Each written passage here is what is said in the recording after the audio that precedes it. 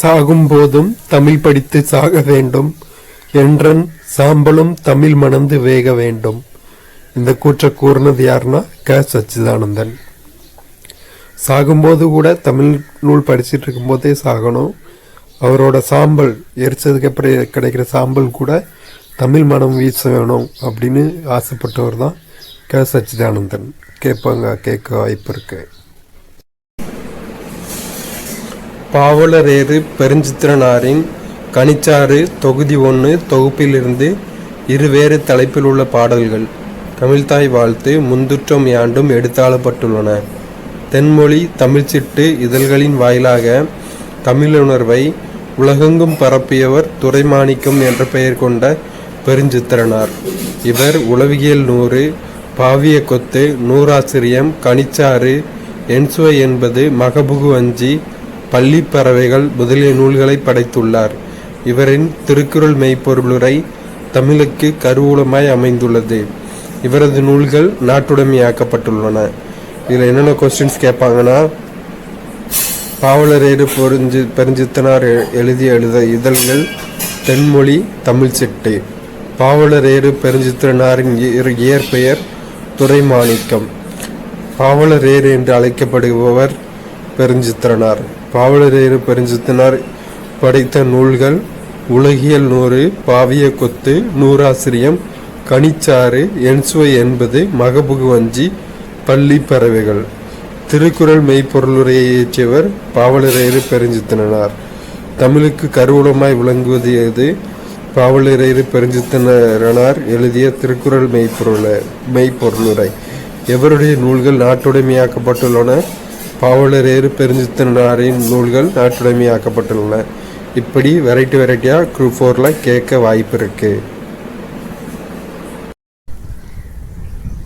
தமிழாசிரியர், நூலாக்க பணிகளை விரும்பி செய்பவர், சொல்லாராய்ச்சியில் பாவாணரும் வியந்த பெருமகனார் தமிழ் திரு ரா. இளங்குமரனார். திருச்சிராப்பள்ளிக்கு அருகில் அமைந்துள்ள அல்லூரில் திருவள்ளுவர் தவச்சாலை ஒன்றை அமைத்திருப்பவர், பாவாணர் நூலகம் ஒன்றை உருவாக்கியவர், தமிழகம் முழுவதும் திருக்குறள் சொற்பொழிவுகளை வழங்கி வருபவர், தமிழ் வழி திருமணங்களை நடத்தி வருபவர். விழிகளை இழக்க நேரிட்டால் கூட தாய் தமிழனை இழந்துவிடக்கூடாது என்று எண்ணியவர்.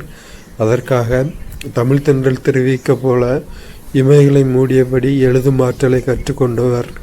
இன்றளவும் இவ்வாறே எழுதி தமிழுக்கு தனிப்பெரும் புகழை நல்கி வருபவர்.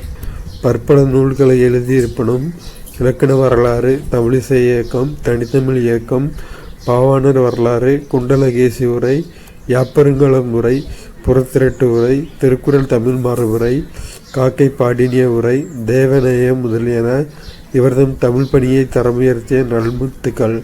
அவர்தான் உலக பெருந்தமிழர் தமிழ் திரு ரா. இளங்குமரனார்.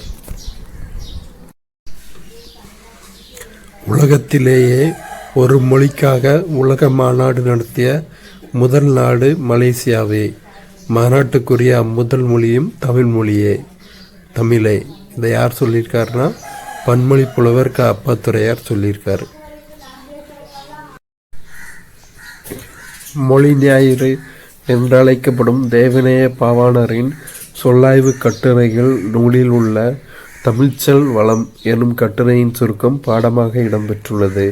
இக்கட்டுரையில் சில விளக்க குறிப்புகள் மாணவர்களின் புரிதலுக்காக சேர்க்கப்பட்டுள்ளன.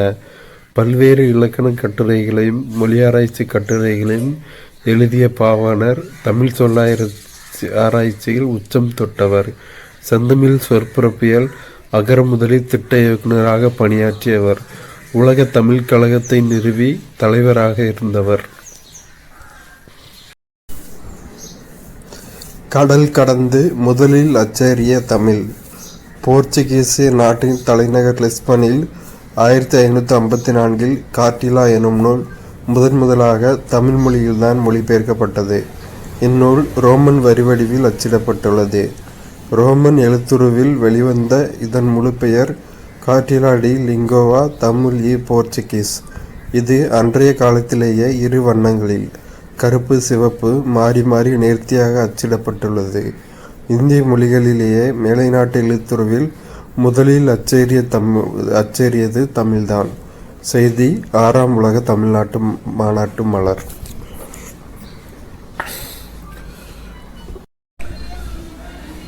இரட்டுற மொழிதல். ஒரு சொல்லோ சொற்றொடரோ இரு பொருள்பட வருவது இரட்டுற மொழிதல் அணி எனப்படும். இதனை சிலைடை அணி என்றும் அழைப்பர். செய்யுளிலும் உரைநடையிலும் மேடை பேச்சிலும் சிலைடைகள் பயன்படுத்தப்படுகின்றன. புலவர் பலரின் பாடல்களின் தொகுப்பான தனிப்பாடல் திரட்டு 5ஆம் பகுதி கழக பதிப்பு எனும் நூலிலிருந்து இந்த பாடல் எடுத்தாளப்பட்டுள்ளது. இப்பாடலை படித்தவர் தமிழழகனார். சந்த கவிமணி என குறிப்பிடப்படும் தமிழழகனாரின் இயற்பெயர் சண்முக சுந்தரம். இலக்கண புலமையும் இளம் வயதில் செய்யுள் ஏற்றும் ஆற்றலும் பெற்ற இவர் 12 சிற்றிலக்கிய நூல்களை படைத்துள்ளார். முதல் தமிழ் கணினி.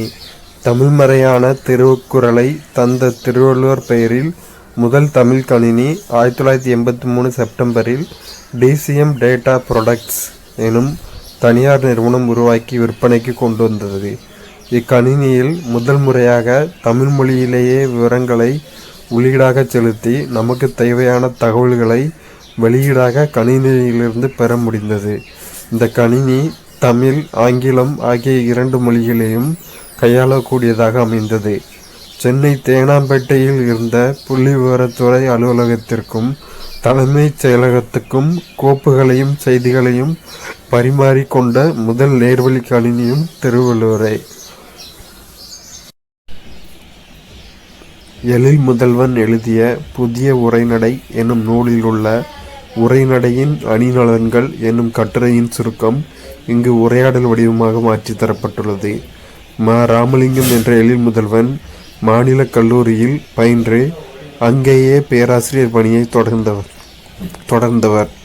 குடந்தை அரசு ஆடவர் கல்லூரி, பாரதிதாசன் பல்கலைக்கழகம் ஆகியவற்றில் தமிழ்துறை தலைவராக பணி செய்தவர்.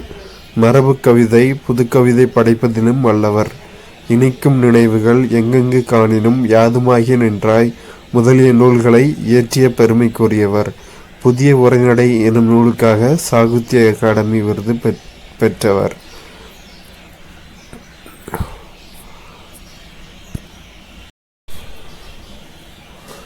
முன்தோன்றிய மூத்த கொடி. திண்டுக்கல் மாவட்டத்தின் சிறுமலை.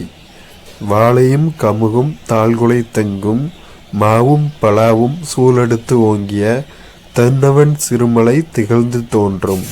சிலப்பதிகாரத்தில் காடுகான் காதை 53-55 இந்த வரிகள் இடம்பெற்றிருக்கு. சிறுமலைங்கிறது திண்டுக்கல் மாவட்டத்தில் உள்ள சிறுமலையை குறிக்குது. ஒரு மொழி ஒரு பொருள் எனவாம், தொடர்மொழி பல பொருள் போது இருமையும் ஏற்பன. இந்த அடிகள் எந்த நூலில் இடம்பெற்றிருக்குன்னா நன்னூலில் இடம்பெற்றிருக்கு. 260வது. வவ்வல் உயிரெழுத்து, கான்சனன்ட் மெய்யெழுத்து, ஹோமோகிராப் ஒப்பெழுத்து, மோனோலிங்குவல் ஒரு மொழி, கன்வர்சேஷன் உரையாடல், டிஸ்கஷன் கலந்துரையாடல். ஹிப்பாலஸ் பருவக்காற்று. கிபி பொது ஆண்டு முதல் நூற்றாண்டில் ஹிப்பாலஸ் எனும் பெயர் கொண்ட கிரேக்க மாலுமி பருவக்காற்றின் உதவியினால் நடுக்கடல் வழியாக முசிறி துறைமுகத்திற்கு நேரே விரைவில் பயணம் செய்யும் புதிய வழியை கண்டுபிடித்தார். அது முதல் யவன கப்பல்கள் விரைவாகவும் அதிகமாகவும் சேர நாட்டு முசிறி துறைமுகத்துக்கு வந்து சென்றன. அந்த பருவக்காற்றுக்கு யவனர் அதை கண்டுபிடித்தோர் பெயராகிய ஹிப்பாலஸ் என்பதையே சூட்டினார்கள். ஹிப்பாலஸ் பருவக்காற்றின் வழியில் யவன கடல் வணிகம் பெருகிற்று. யவனர்கள்னா கிரேக்கர்கள். ஒரு காலத்தில் குழாயிலிருந்து அப்படியே தண்ணீர் குடித்த நாம் நீர் மாசுபாடு அடைந்ததன் காரணமாக அதனை தூய்மைப்படுத்தியும் விலைக்கு வாங்கியும் குடிக்கும் நிலையில் இருக்கிறோம். இப்போது காற்றும் மாசுபாடு அடைந்து வருகிறது. தண்ணீரை புட்டியில் அடைத்து விற்பது போன்று உயிர் வழியையும் ஆக்சிஜன் விற்கும் நிலையங்கள் தொடங்கப்பட்டிருக்கின்றன. ஒரு புட்டியின் விலை 1000 ரூபாய்க்கும் அதிகமாகும். குளோரோ கார்பனின் ஒரு மூலக்கூறு 1,00,000 ஓசோன் மூலக்கூறுகளை சிதைத்துவிடும். குளோரோஃப்ளோரோகார்பன் CFC இன் ஒரு மூலக்கூறு 1,00,000 ஓசோன் மூலக்கூறுகளை சிதைத்துவிடும். Ozone formula O3. தாய்லாந்து மன்னரின் முடிசூட்டு விழா.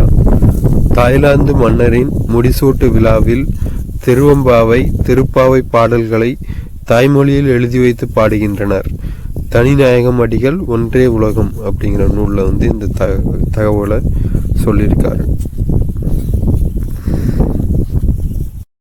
மகாகவி சுப்பிரமணிய பாரதியார் நீடுதுயில் நீக்க பாடி வந்த நிலா, சிந்துக்கு தந்தை என்றெல்லாம் பாராட்ட பெற்றவர்.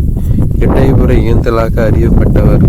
கவிஞர், கட்டுரையாளர், கேலி சித்திரம், கருத்துப்படம் போன்றவற்றை உருவாக்கியவர். சிறுகதை ஆசிரியர், இதழாளர். சமுதாய ஏற்றத்தாழ்வுகளையும் பெண்ணடிமைத்தனத்தையும் தன் பாடல்களில் எதிர்த்து எழுதியவர். குயில் பாட்டு, பாஞ்சாலி சபதம் முதலிய காவியங்களையும், கண்ணன் பாட்டையும், பாப்பா பாட்டு, புதிய ஆத்திச்சூடி என குழந்தைகளுக்கான நீதிகளையும் பாடல்களில் தந்தவர். இந்தியா, சுதேசமித்திரன் முதலிய இதழ்களின் ஆசிரியராக பணியாற்றியவர். பாட்டுக்கு ஒரு புலவன் என பாராட்டப்பட்டவர் பாரதியார். இவருடைய கவிதை தொகுப்பில் உள்ள காற்று எனும் தலைப்பிலான வசன கவிதையின் ஒரு பகுதியே பாடப்பகுதியாக இடம்பெற்றுள்ளது.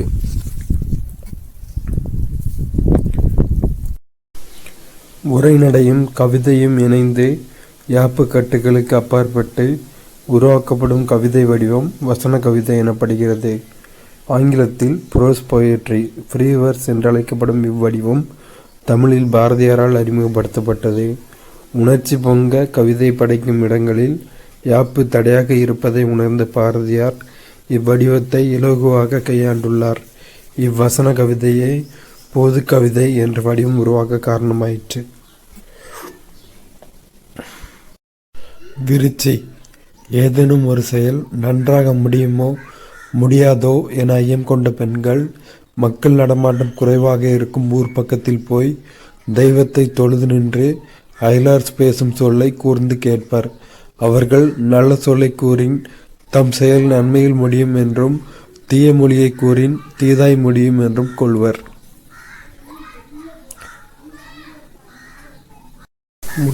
முல்லைப்பாட்டு 10 பாட்டு நூல்களுள் ஒன்று. இது 103 அடிகளை கொண்டது. இப்பாடலின் 1 to 17 அடிகள் பாடப்பகுதியாக இடம்பெற்றுள்ளன. முல்லைப்பாட்டு ஆசிரியர் பாவால் இயற்றப்பட்டது. முல்லை நிலத்தை பற்றி பாடப்பட்டது.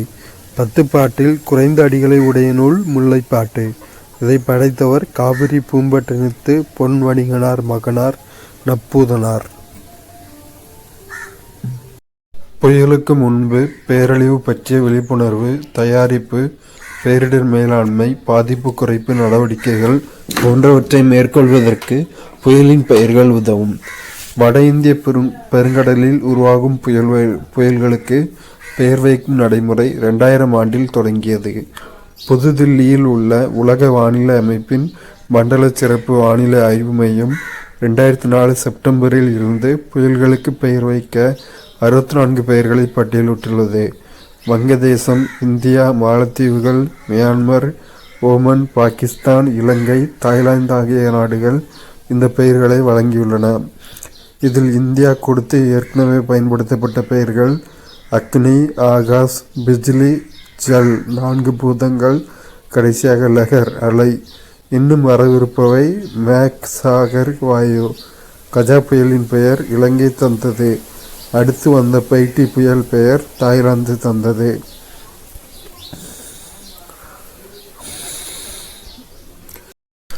இடம்புரி புயலும் வலம்புரி புயலும். மேட்டிலிருந்து தாழ்வுக்கு பாயும் தண்ணீர் போல காற்றழுத்தம் அதிகமான இடத்திலிருந்து குறைவான இடத்துக்கு காற்று வீசும். இப்படி வீசும் காற்றின் போக்கை புவி தனது அச்சில் மேற்கிலிருந்து கிழக்காக சுழல்கையில் மாற்றும். நிலநடுக்கோட்டின் வடக்கு பகுதியில் வீசும் காற்றை வலப்புறமாக திருப்பும். தெற்கு பகுதியில் வீசும் காற்றை இடப்புறமாக திருப்பும். காற்றின் வேகம் கூடினால் இந்த விளக்கமும் கூடும். வங்கக் கடலில் வீசும் புயலும், அமெரிக்காவை, ஜப்பானை, சீனாவை தாக்கும் புயல்களும் இடம்புரி புயல்கள். ஆஸ்திரேலியாவின் கிழக்கு கரை ஹவாய் தீவுகளை தாக்கும் புயல்கள் வலம்புரி புயல்கள். பிரெஞ்சு நாட்டை சேர்ந்த கணித வல்லுநர் காஸ்பாட் குஸ்டாவ் கொரியாலிஸ் இந்த விளைவை 1835 கண்டுபிடித்தார்.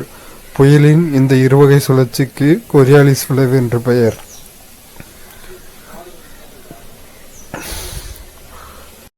புலம்பெயர்ந்த தமிழர்கள் பற்றிய முதல் புதினம் புயலிலே ஒரு தோணி. இந்நூலாசிரியர் ப. சிங்காரம். ப. சிங்காரம் அவர்களின் காலம் 1920 to 1997. இந்தோனேசியாவில் இருந்தபோது தென்கிழக்காசிய போர் மூண்டது. அச்சூழலில் மலேசியா இந்தோனேசியா பகுதிகளில் நிகழ்வதாக உள்ள கற்பனை படைப்பு இப்புதினம். அதில் கடற்கூத்து என்னும் அத்தியாயத்தின் சுருக்கப்பட்ட பகுதி இங்கு பாடமாக வைக்கப்பட்டுள்ளது. ப. சிங்காரம் சிவகங்கை மாவட்டம் சிங்கப்புணரியைச் சேர்ந்தவர். வேலைக்காக இந்தோனேசியா சென்றார். மீண்டும் இந்தியா வந்து தினத்தந்தி நாளிதழில் பணியாற்றினார். இவர் அன்றைய சூழலில் அவருடைய சேமிப்பான 7.5 லட்சம் ரூபாயை மாணவர்களின் கல்வி வளர்ச்சிக்காக வழங்கினார். பலவின் பயங்கர கொல்லி. நாமக்கல் மாவட்டத்தின் கொல்லிமலையை பற்றி இந்த அடிகள் அகநானூரில் இடம்பெற்றிருக்கு. 7 அடி நடந்து சென்று வழி அனுப்பினார். பண்டை தமிழர்கள் வீட்டிற்கு வந்த விருந்தினர் திரும்பி செல்லும்போது அவர்களை பெரிய மனமின்றி வருந்தினர். மேலும் வழி அனுப்பும் பொழுது அவர்கள் செல்லவிருக்கிற 4 குதிரைகள் பூட்டப்பட்ட தேர் வரை 7 அடி நடந்து சென்று வழி அனுப்பினார். காலின் 7 அடி பின் சென்று பொருநராற்றுப்படையில் இடம்பெற்றிருக்கு.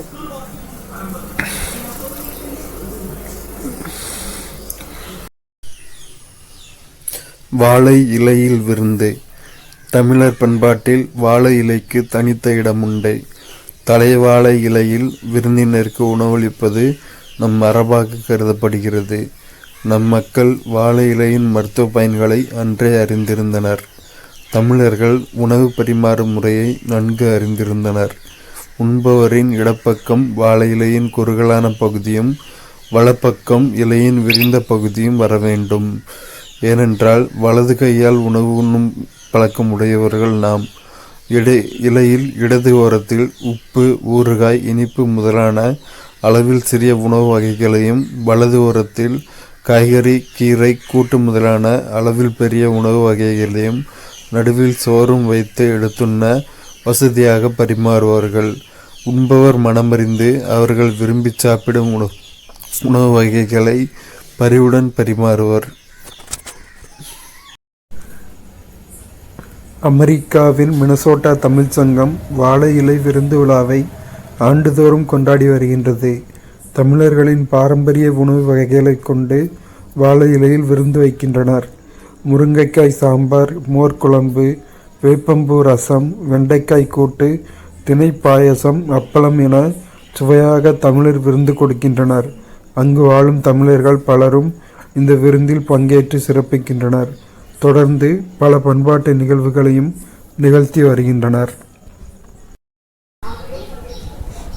ஒப்புடன் முகம் மலர்ந்தே உபசரித்து உண்மை பேசி உப்பிலா கூழிட்டாலும் உண்பதே அமிர்தமாகும். முப்பழமுடு பாலன்னம் முகம் கடுத்து இடுவாராயின் கப்பிய பசியினோடு கடும்பசி ஆகும் தானே. விவேக சிந்தாமணியோட இந்த அடிகள் இடம்பெற்றிருக்கு. இதோட மீனிங் என்னன்னா, நல்ல ஒரு நன்முகத்தோட ஒரு சிரிச்ச முகத்தோட வரவேற்று நல்லா உபசரித்து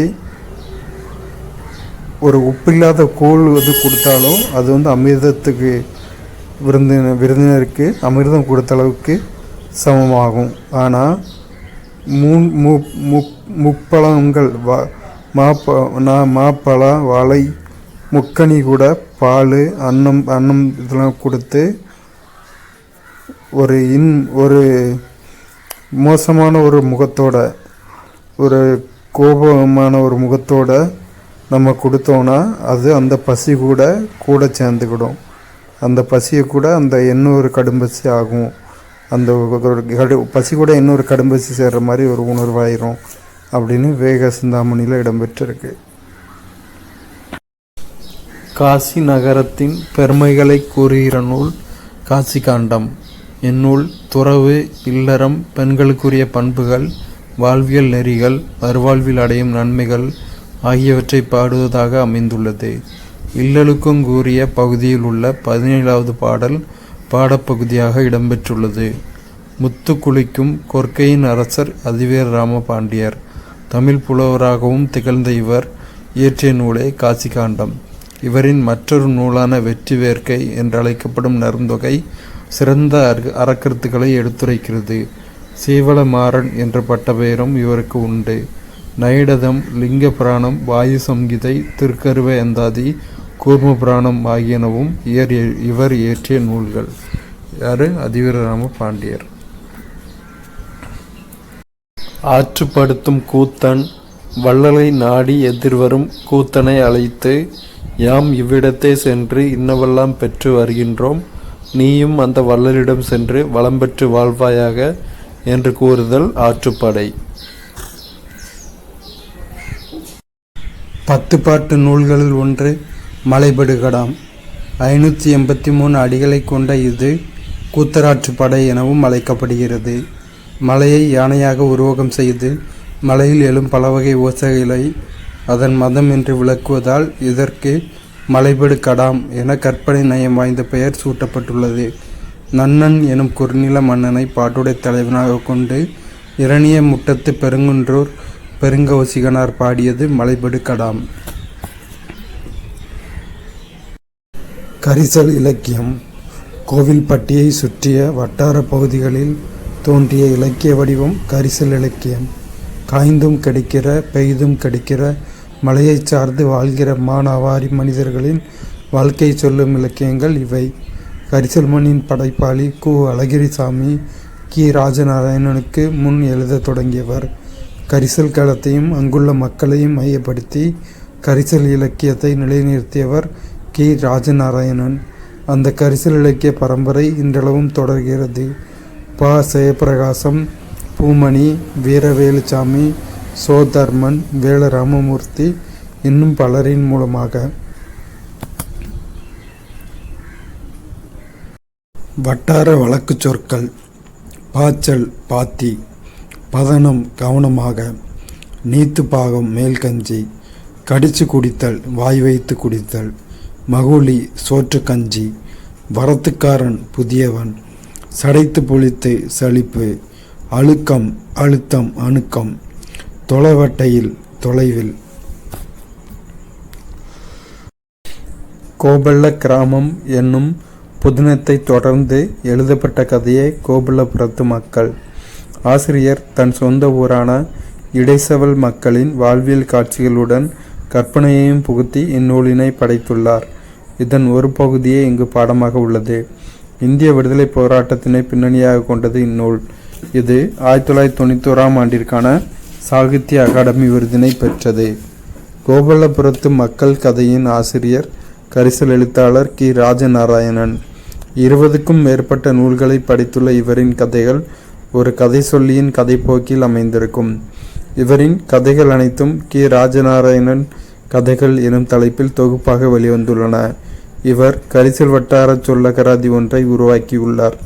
இவர் தொடங்கிய வட்டார மரபு வாய்மொழி புனை கதைகள் கரிசல் இலக்கியம் என்று அழைக்கப்படுகின்றன. எழுத்துலகில் இவர் கி. ரா என்று குறிப்பிடப்படுகிறார். திருச்சி மாவட்டத்தின் உறையூரை பற்றின செய்தியை தான் பார்க்க போகிறோம். அகநானூரில் இடம்பெற்றிருக்கு. கரங்கு இசை விளவின் உரந்தை அப்படின்னு உறையூரை பற்றின செய்தி அகநானூரில் இடம்பெற்றிருக்கு. ஒன்றிற்கு மேற்பட்ட எச்சங்கள் சேர்ந்து பெயரை கொண்டு முடியும் கூற்றுநிலை பெயரெச்சங்களை இக்காலத்தில் பெருமளவில் பயன்படுத்துகிறோம். வேண்டிய, கூடிய, தக்க, வல்ல முதலான பெயரெச்சங்களை செய்ய எனும் வாய்ப்பாட்டு வினையெச்சத்துடன் சேர்ப்பதன் மூலம் கூற்றுநிலை பெயரெச்சங்கள் உருவாகின்றன. எடுத்துக்காட்டு: கேட்க வேண்டிய பாடல், சொல்லத்தக்க செய்தி.